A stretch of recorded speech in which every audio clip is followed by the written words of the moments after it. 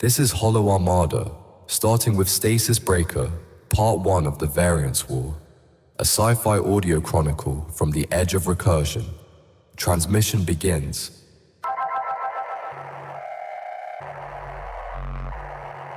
Chapter 2, Echoes and Reflections, Arc Preservation Council. Stasis, Debrief File 12. B. Every Hollow awakens mid-sentence in a story they never wrote. Our duty is not to finish the tale, but to ensure the voice does not vanish. Archivist Mayera Voss. The lights in Jace's quarters flared on without warning. You're late, Lara's voice cut in through the door speaker. Simulation preload already triggered. If you're not inside in 90 seconds, the chamber logs you as dead weight. He blinked. He hadn't dreamed, just floated in recursion haze, the kind that made time feel optional.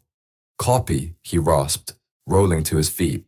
His joints still ached from stabilization, but the tone in her voice didn't leave room for limping. The world narrowed to breath and rupture. Jace Hollow moved through the drills as though his body were a borrowed structure, limbs heavy with lag, heartbeat stumbling behind rhythm. Each shift in the simulation warped his sense of self, dragging him through memory-fractured space where realities overlapped and collapsed, folding inward on their own inconsistencies. This was not training, it was unraveling. Pain stitched its own language across his nerves, a sharp thread through the spine, a dull throb across his chest. Arms responded late, as if receiving instructions through delay-warp channels. Flesh hadn't fully consented to its reawakening. Variance instability detected, Triarc murmured. Tone clinical and unconcerned. Neural sync drop. Reversion probability, 14%. He grit his teeth. The ache blurred, but beneath it, clarity. Behind his eyes, flickers. Floodlights cut through stage fog. Fingers brushed strings that once told the truth. Laughter, hers. Concrete slick with rain. Nayasa Bay. Not a place.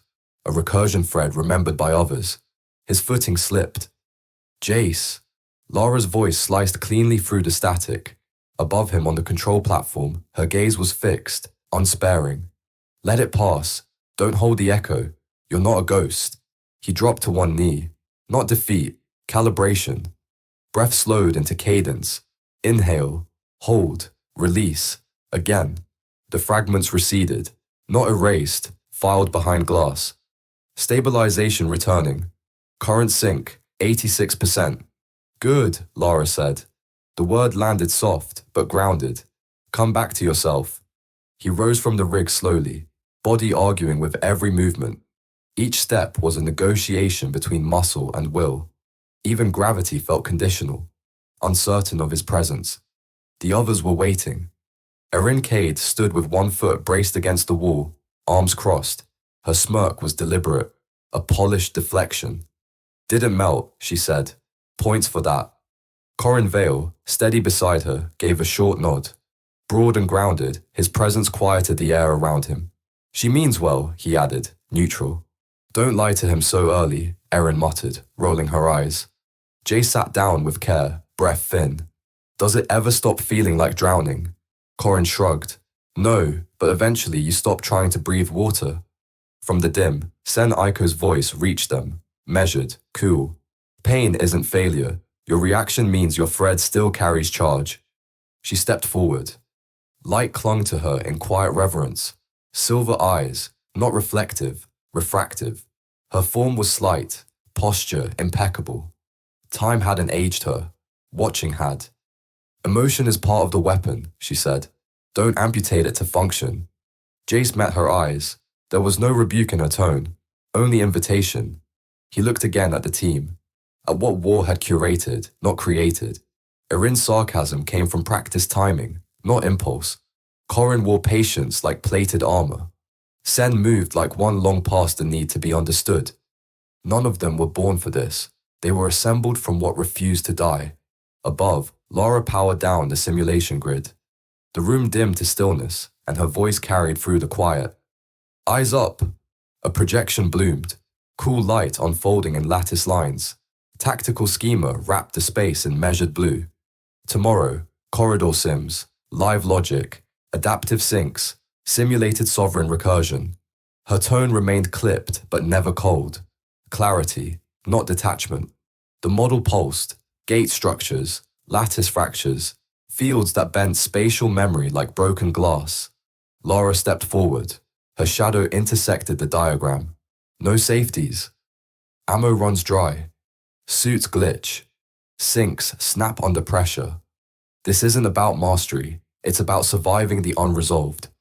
A silhouette of an adaptive frame rose from the grid, scarred, crouched, awake. Your suits are extensions, not absolution, she said. Don't outpace your sync. Don't turn teamwork into aftermath. Coordination keeps you breathing. She paused. Let the data hum. The projection hissed faintly in the charged air. No one moved, not fear, recognition. They had all seen what happened when sync failed. As the briefing dissolved and the team dispersed, Jace lingered. The wireframe hovered above, unflinching, impartial. It held too many ways to fail. Lara stood beside him a moment later, her presence close but unpressing. You're sinking faster than protocol allows, she said, but you flinch like someone afraid of feeling. Jace didn't look at her. When I feel, I start to remember. She tilted her head slightly, gaze unreadable. And when you don't remember, it leaves holes. He said nothing. Silence did the rest. You're not here to forget, she said. You're here because someone remembered you when it mattered. He turned. What if I'm not enough? You are, she said, simply. But you don't have to prove it alone. He nodded. Not from certainty, but from a place just beginning to form shape. As he left, fatigue wrapped itself around the core of him, earned, not inflicted. Beneath skin and sinew, something moved, not memory, not pain, something like emergence. He might never reclaim the person he once was, but this breath, this moment, this echo, was his. And recursion, above all, honors what endures. The observation glass faded to black, pulling the simulation into stillness. What lingered was not absence, but imprint. Captain Synn remained where he stood, hands folded behind his back, posture aligned by habit, not ease. His gaze held on the space where the wireframe had hovered, as if the pattern might still resolve if given silence enough to bloom. Lara said nothing. The quiet between them was not hesitation. It was structural, waiting for signal alignment. Then, without shift in posture, he's sinking too fast. Synn's voice was subdued but exact. Faster than any hollow I've trained. Not anomalous, came Triarc's voice, emerging from the recessed lattice with its usual unlocalized clarity. Only statistically uncommon. There was no cadence of concern in the AI's tone, but Lara had learned to pass its gradient. This was not dismissal. It was evasion. Synn lifted his head, speaking toward the ceiling, though he knew Triarc did not reside there. You said this thread was low yield, fringe material, sourced from a collapsed corridor with no military encoding. Nayasa Bay exhibited recursion bloom despite terminal decay, Triarc answered. Thread Hollow 9B maintained consistent emotional coherence across 7 cascade intervals. That's not tactical viability, Synn said. That's nostalgia. No, Triarc replied. It is higher. The silence that followed felt less like pause, more like recoil. Lara exhaled through her nose, a slow, measured release. Was this your call, she asked, to activate him this early? Decision, Triarc echoed, a misleading vector. Synn's jaw flexed, a subtle response beneath uniform restraint. He's not just echoing, Lara said. He's retaining. Emotional logic is stabilizing faster than procedural code. Grief, loyalty, attachment threads. He's contextualizing before the architecture is sealed. Triarc withheld its answer long enough to confirm calculation. Then, survivability increases when purpose precedes context. Synn turned, fully, deliberately, toward the core interface plate. The metal was blank, featureless, humming faintly with embedded cognition. He faced it like one speaks to a grave marker.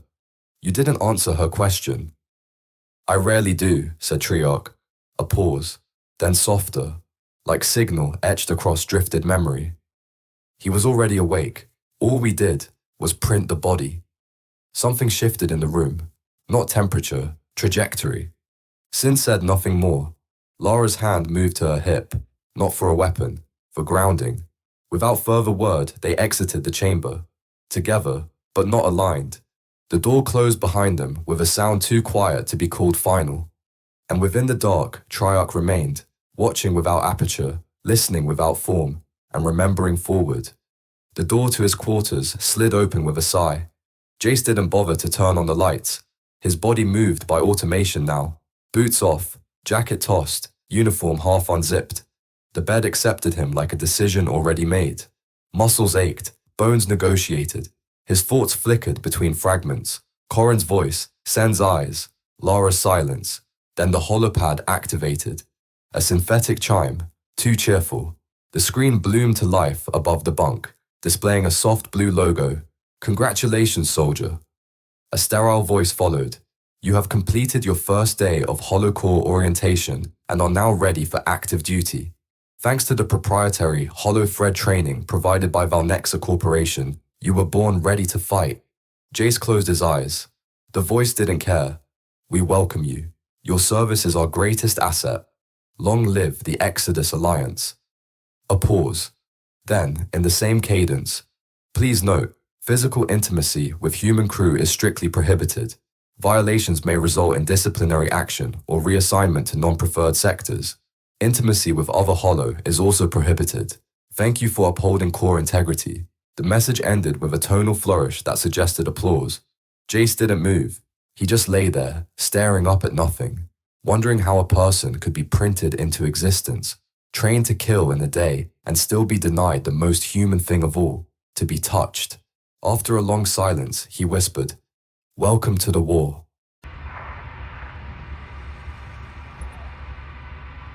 You've been listening to Hollow Armada, Stasis Breaker, Part 1 of the Variance War. The recursion continues. Subscribe to follow the signal. Want to go deeper into the story? Read the novel or explore the comic. Both available now on Amazon. Links in the description.